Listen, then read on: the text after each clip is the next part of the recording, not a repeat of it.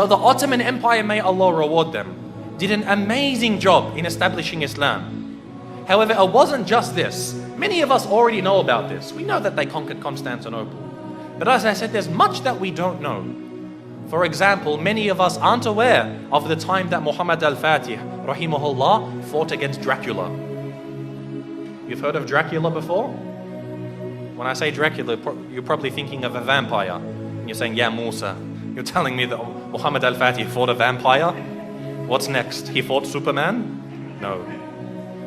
Dracula was a real man. There was a real man named Dracula, and he ruled over the southern part of the country of what we call today Romania. Now, Muhammad al-Fatih, rahimahullah, as he began to advance into Eastern Europe, for example, Bosnia, Serbia, Hungary, all of these lands, the people of Wallachia, of southern Romania, they wanted to fight against the Ottomans. However, they were very weak, and so they had to make a peace deal with him. So as part of this peace deal, Muhammad al-Fatih, rahimahullah, he said to the ruler, he said, you have to send me 2 of your sons, and we will send them to Istanbul to be educated. So he sent his 2 sons. One was named Vlad, and one was named Radu. Now Vlad is the one who we know as Dracula, because the word Dracula, it means son of Dracul, which was the name of his father.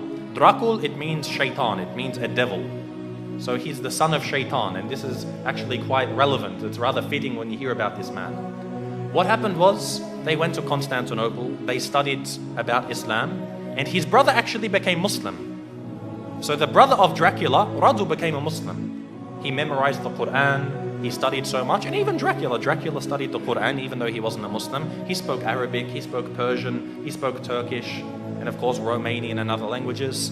And later on, he was sent back to his country, Radu remained, and he became the ruler of his country. Because the Ottomans realized they can't send a Muslim to rule over the country because they're Christians. They wanted to send Vlad, Dracula, so that they could get him there and then defeat him in a war, and they would rule the country. However, Dracula, he decided that he wasn't going to do what the Sultan wanted.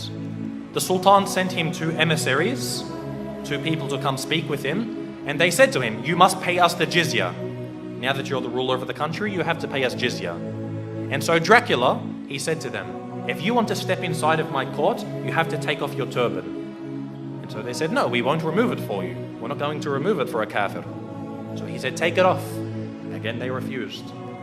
So he told someone to come with some very big nails and hammers, and he said, if they refuse to remove it for me, then they will never remove it again. And he commanded that their turbans be nailed into their heads. And of course, this in effect killed them. So this was an act of war. Dracula had decided that he wanted to go to war with the Islamic State. And so Muhammad al-Fatih, rahimahullah, he sent a massive army to go fight against them. But Dracula, because of his tactics and the fact that he knew the Ottomans very well, he was able to defeat them on some occasions. Now what he did is what really makes him stand out as being an absolute devil. Dracula, what he did is when they would kill a person, or sometimes they wouldn't even kill him, they would capture them, he did something which is called impaling. Now, if you haven't heard of impaling, it's a pretty gruesome thing to start to describe. What they would do is they would get a very, very big stick. They'd make it sharp at one end, they would insert it through your backsides, pass it through your body until it comes out of your mouth. They would impale them, they would pass this through their body. A lot of the time they would be alive as well. And this is how they would kill them. And then they would put this in the ground, then impale the next person, put him next to him. And the Ottoman army, when they went to go check on their troops, they found that on one of the very long roads leading to the capital of this area, they found 20,000 Muslims impaled along the sides of this road. Imagine this. And we suffer today. No doubt we suffer as Muslims today. But things like this, you can't really compare. 20,000 of them impaled. You can imagine how Muhammad al-Fatih, rahimahullah, he feels. To see even one Muslim killed is too much. But to mutilate their bodies after this was something which was, beyond what was acceptable. And so he decided to send Radu, who was the brother of Dracula. He sent him to go fight against his own brother. And eventually Radu, rahimahullah, he was able to actually eventually catch up with his brother. This is after he commits so many more atrocities. Even the Christians, they started to back off from him. Because what happened was he, being Romanian, he was Orthodox, he wasn't Catholic. But he actually said to the Pope, he said, if you give me some more troops, I'll become a Catholic for you. Anything you want, I'll change my religion for you. He couldn't care. He wasn't a man of true belief. He was only a man of pragmatism on the battlefields.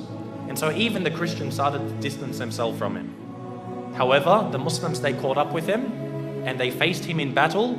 And it's unclear if the Muslims killed him or if his own people turned upon him and killed him. But either way, Dracula was killed. And the Ottomans, the Muslim army, defeated Dracula.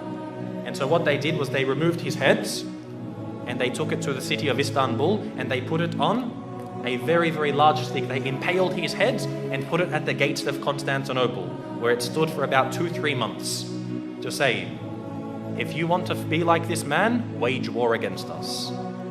This was the demise of Dracula. And again, as Muslims, most of us won't even know about this. How many people know that Dracula was a real man? And we as Muslims, we fought him and we killed him. You know how they say garlic kills Dracula, or a silver bullet to the heart, or a wooden stake? None of these kill Dracula. Muslims kill Dracula.